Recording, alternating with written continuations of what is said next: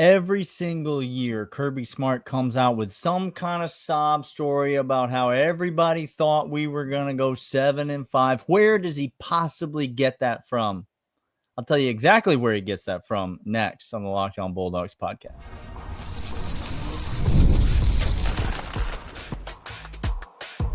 You are Locked On Bulldogs, your daily podcast on the Georgia Bulldogs.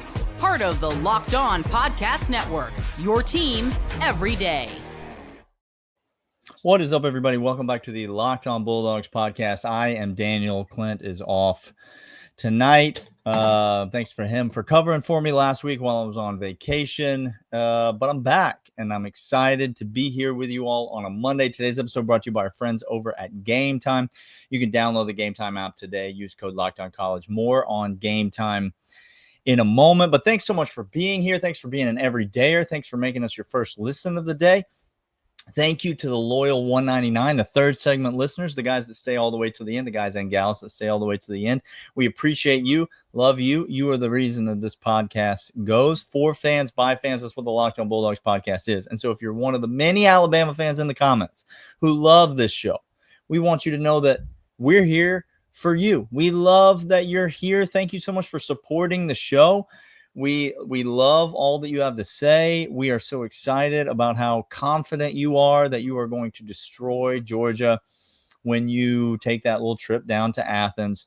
And your coach, who has made the college football playoff before, just not with your team, tries to back up his 13th nationally ranked season that he was able to put up last year. And so shout out to all of you. Shout out to all of you Georgia fans that are here. Another week closer to fall camp, another week closer to first game. We're now firmly in the middle of July. The end of August is the day that we're all looking forward to when Georgia takes the field in week 1 of the college football regular season. And talking season will end, and playing season will begin. Georgia likes playing season because we win SEC titles and make the college football playoff. Something that we expect to do again this year. But during talking season, listen, some interesting things have happened. I'm just going to come out with this narrative. If you will allow me, Clint's not here today. I'm not going to talk about basketball. Don't worry about that.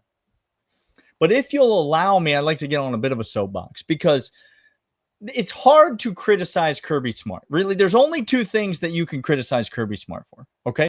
One of them is teenagers getting arrested for reckless driving. We all know, if you have children, we all know that you are responsible for what your teenagers do when they get behind the wheel of a car and leave your house. We all know that as a coach, he's responsible for that. It's his fault when they make bad decisions. That's just, we all know that that's true. That's what Kirby gets criticized for. Never mind the fact that he has done more to inform and educate his players than anyone else in the country. And, here we are nonetheless. That's one reason that you can criticize Kirby Smart. That's not what we're going to talk about today, although you can clearly see I have opinions about it. If you want to talk to me about it, you can leave a comment below, and I'd love to chat with you. Or you can send us an email, lockedonbulldogs@gmail.com. What I want to talk about today is the criticism of Kirby Smart that goes like this. Kirby uses these fake motivational tactics, right? We all remember Nolan Smith, after Georgia wins the national championship, he gets on national TV. He says, none of y'all believed in us. None of y'all thought that we could get here. None of y'all thought that we could do this. And here we are. And everybody jumps on this. Oh, Kirby Smart, he lies to his players. He uses all this fake motivation. He tells people are predicting Georgia to go 7-5, 8-4. No, people picking Georgia to miss the college football, blah, blah, blah. He just makes this stuff up. It's not out there. That's not happening. Kirby is a liar. He's lying to his players.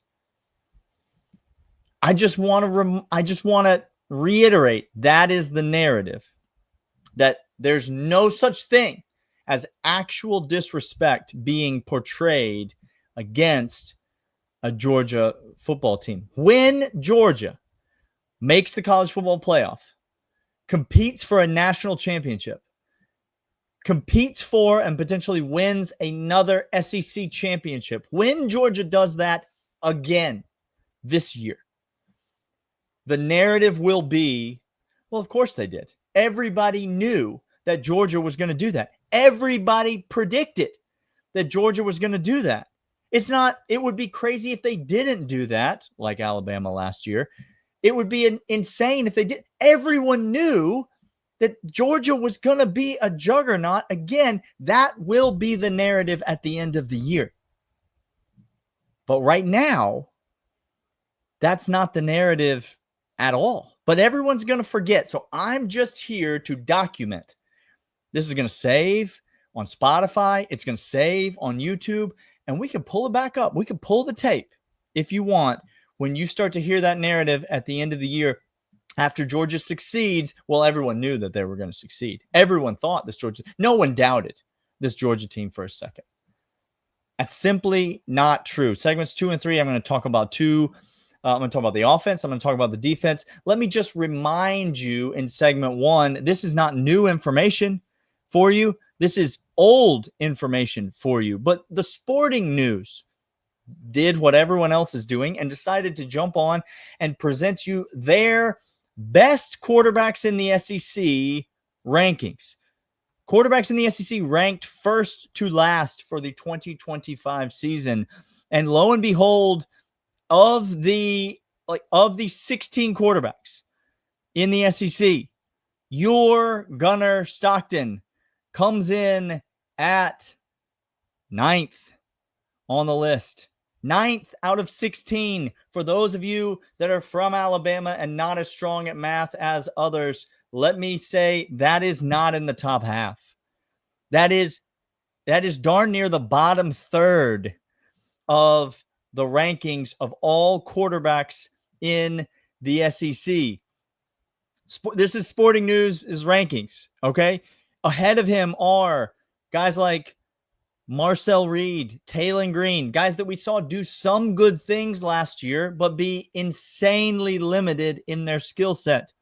Guys like John Mateer, who, yes, had a decent year at Washington State last year. Washington State, and is expected to just come into the SEC and light things up for Oklahoma. Guys like DJ Lagway, Lenore Sellers, like Gunnar Stockton is consistently ranked behind a bunch of quarterbacks that have not proven any more than he has as a quarterback in the SEC.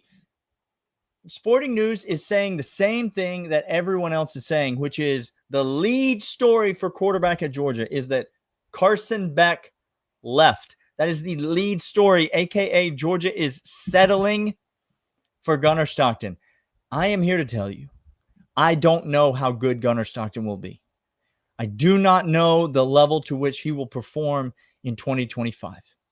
But I know something definitively as a person who, with all humility, has his finger on the pulse just a little bit of the Georgia football program. I can tell you with absolute certainty that Georgia is not settling for Gunnar Stockton or for Gunnar Stockton because Carson Beck is not available. Georgia wanted Gunnar Stockton. They did not want Carson Beck. You know who else didn't want Carson Beck? A single NFL GM. That's why he's at Miami right now, because there was not a single. He was basically the Jalen Milroe of two NFL GMs. No one wanted him. No one was willing to touch him with a 40-foot pole.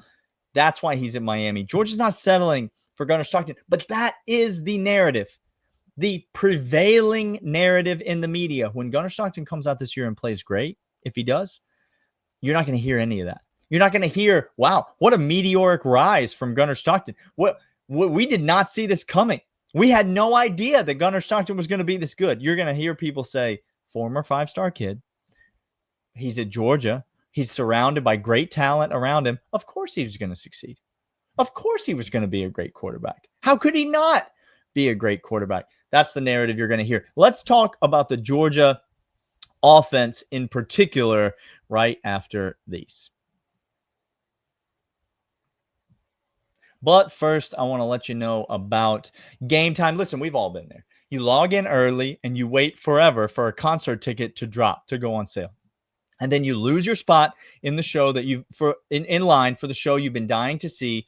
Live music should be about making memories, not dealing with the stress of ticket shopping. That's where Game Time comes in. Game Time makes getting concert tickets faster and easier than ever. The price actually drops the closer you get to showtime, so you can save up to 60% with their last-minute killer deals. Are you tired of endlessly scrolling and trying to find the best deal like I am? Game Time's zone deals pick the best seats in the best sections for you. You ever wonder what your view is going to look like from the seat before you buy? The app sends you a panoramic seat view so that you can see everything around you, and there will be absolutely no surprises. With Game Time, the price you see is the price you pay. Absolutely no hidden fees. Take the guesswork out of buying concert and show tickets with Game Time. Download the Game Time app and create an account and use the code LOCKEDONCollege for $20 off your first purchase. Terms apply. Again, create an account and redeem the code LOCKEDONCOLLEGE for $20 off. Download the Game Time app today. Last minute tickets, low prices, guaranteed. So yes, look, we all know that everybody's sleeping on Gunnar Stockton this year. They'll never tell you that at the end of the year if he plays well, but we all know that that's happening. Let me go somewhere else. I'd love to turn to our friends at Saturday Down South. You can always count in the off season for Saturday Down South to put out some sort of nonsense article that is going to fuel our content. This is something that came out just last week over on Saturday Down South. They are predicting the SEC's 5 best offenses in 2025. If you've been around this podcast, you know that Clint and I are exceedingly excited about the Georgia offense heading into 2025. So let's see where they rank according to Saturday Down South. At number 5, the Arkansas Razorbacks. The aforementioned Taylon Green, Sam Pittman has somehow found himself another year at the helm. Number 4, Ole Miss. Okay, I thought Ole Miss lost a bunch of talent. I thought they had an unproven quarterback coming in, Austin Simmons, to fill a job. Somebody that hasn't actually played any football whatsoever. Oh, they do. They're still checking in at number 4 on this list. Number 3, LSU. Interesting. I thought LSU, they returned their top running back and they returned Garrett Nussmeier. Both those things I will give you. LSU lost all that they had in terms of wide receivers last year and is turning to the transfer portal, particularly a Kentucky transfer, trying to fill that void. Time will tell. Number 2, Texas. We all know that Arch Manning is the heir apparent to the throne of college football. He can't possibly be bad. Paul Feinbaum's calling him the best college quarterback since Tim Tebow. I will remind you that Arch Manning has done exactly nothing in college football so far. Precisely nothing against anyone of any consequence. You're not going to hear a lot of positive Tim Tebow talk from me on this podcast. As a true freshman, Tim Tebow was a pivotal part, not the starter, but he was a pivotal part of Florida's national championship team backing up Chris Leak. He made positive contributions in important games, including the national championship game. Arch Manning has done absolutely nothing. Instead, he backed up a hapless nobody in Quinn Ewers last year, a guy that Georgia took to the woodshed not once, but twice. And the number 1 offense heading into 2025 is, of course, the Alabama Crimson Tide. Kalen DeBoer brought in Ryan Grubb. Not sure if you've ever heard that before, but all of the problems on the Crimson Tide have been fixed because of that. Forget about the fact that their quarterback is gone. Forget about the fact that they lost a lot of skill position talent as well. Went to the transfer portal, brought some guys in. Alabama is number 1 on the list. Okay. I've gone through this entire list I could poke holes in all of these things. That's not really where I want to land. Where I want to land is this, it's not even a full sentence at the bottom of the article. It says, just missed the cut. And then it just says 2 words. It says, Auburn, comma, Florida. So, just so we're clear, just missing the cut of the top 5 offenses in the SEC were Auburn, led by Hugh Freeze, a broken down has-been quarterback out of the transfer portal, and Florida, a team whose entire future and hopes hang on DJ Lagway this year.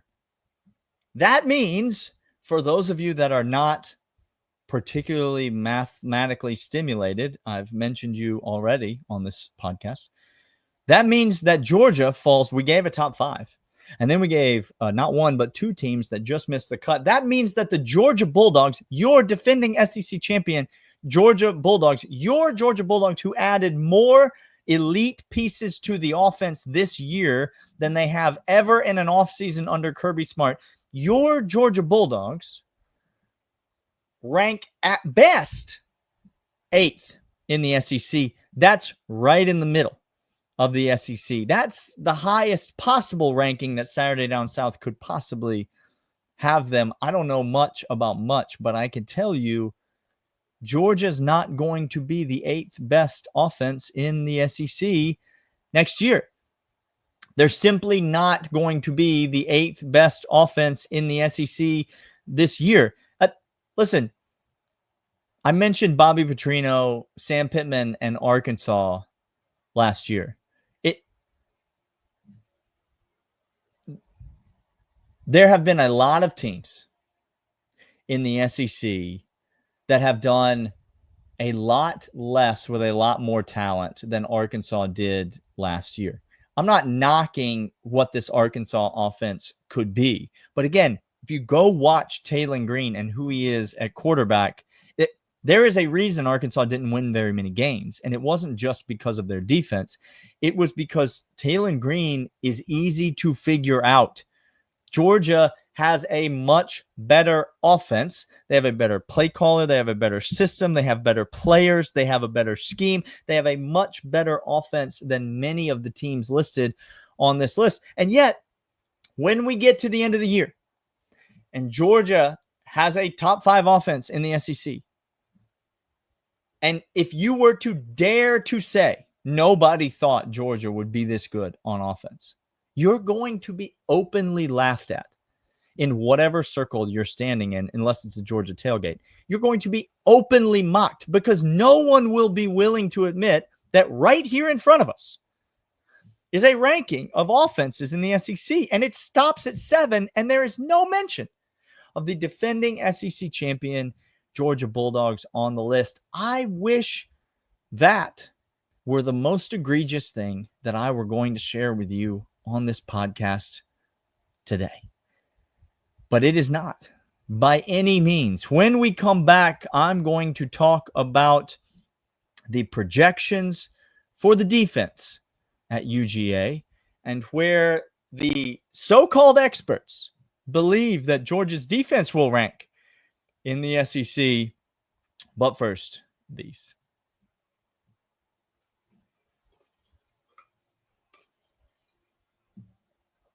Now, look, we can agree this is talking season, okay? It doesn't mean anything.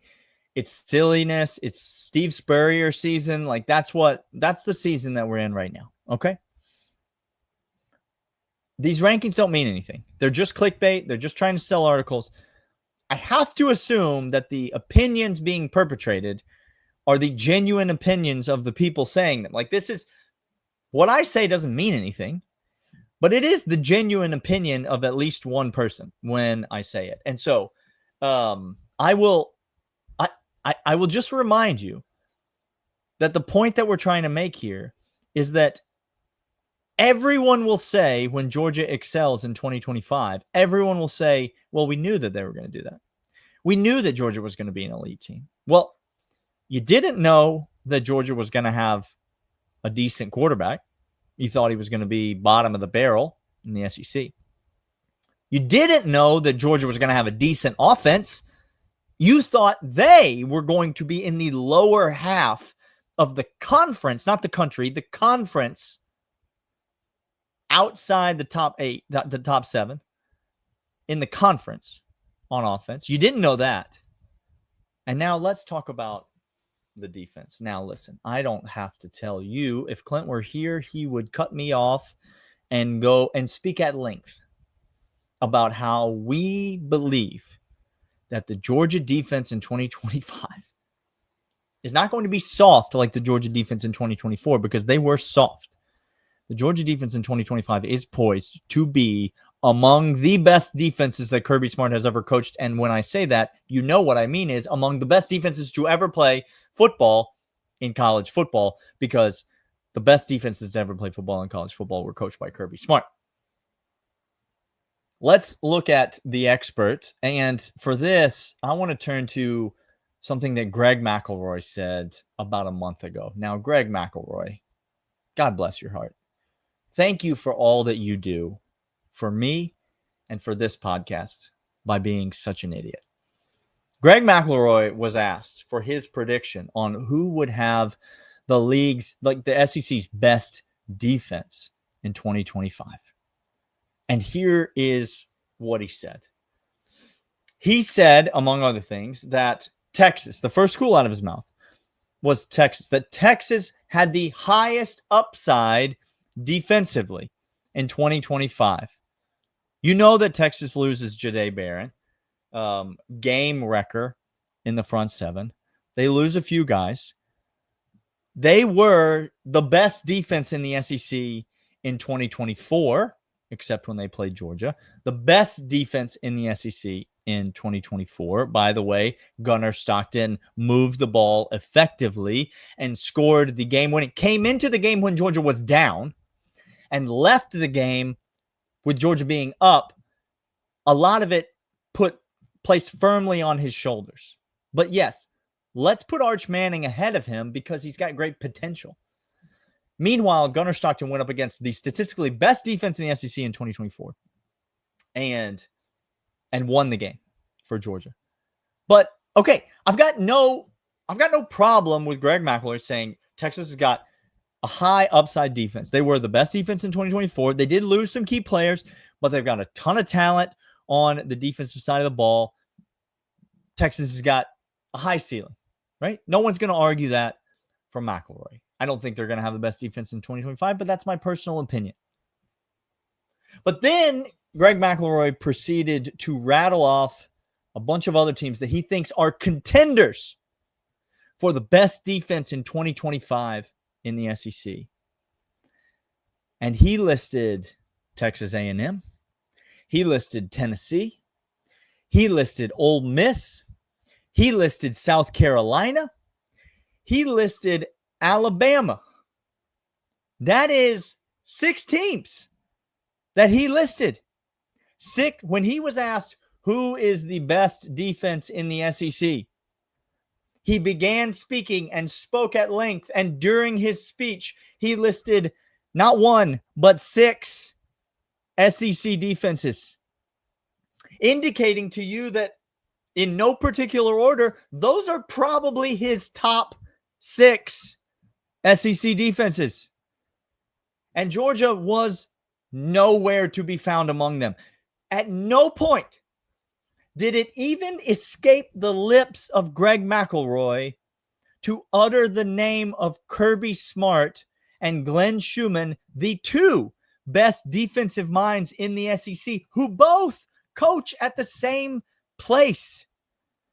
At no point did he even consider the defending SEC champion, who brings back a bunch of its young core on defense, who has the best coaching staff, the overwhelmingly best talent, the most accumulated talent, recruiting class after recruiting class after recruiting class. At no point did he consider naming Georgia.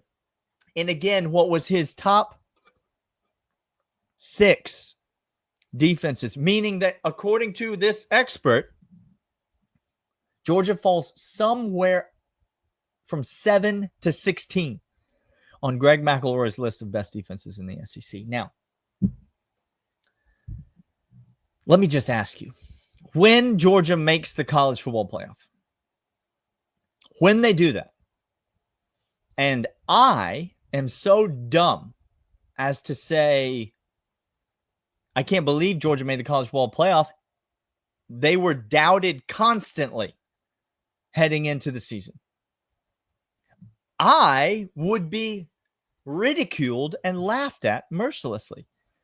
But is it crazy to think that it's a surprise that a team with a bottom of the barrel quarterback, a bottom half of the conference offense, and a bottom half of the conference defense would make the college football play? Is the kicker going to be that good?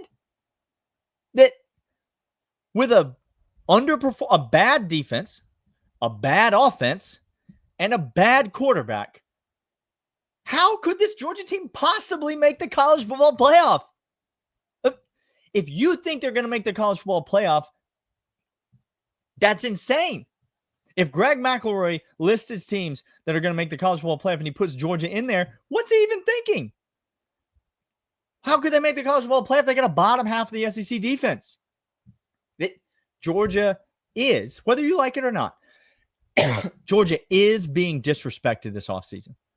This Georgia team is being disrespected this offseason. I got more to say about this. We're going to go to another college football personality, a pretty famous ranker of teams. We're going to go and see what he has to say about Georgia in our next episode. But Georgia being slept on this offseason. And I'm here to tell you, if you're a Georgia fan and you're a fan of Kirby Smart, he doesn't need any fake juice this year. He's pulling up ESPN, pasting it on the locker room. He's pulling up national media articles, pasting them on the locker room. He doesn't need to go to a Florida fan blogger's site to find somebody hating on Georgia. It's all out there. It's all out there in front of God and everybody. And I'm telling you, this fall, there is going to be a reckoning of sorts in the SEC and in college football, because the world has just decided that this Georgia team's not going to be that good. And I'm here to tell you, I could not disagree with that take any more than I do right now. So that's a good place to be if you're a Georgia fan. For Clint, I am Daniel. Thanks for being here, as always, on the Locked On Bulldogs podcast. Send us an email, lockedonbulldogs@gmail.com, if there's stuff you want us to talk about. Hit us up on X @Dawgs Podcast, and we will see you guys next time.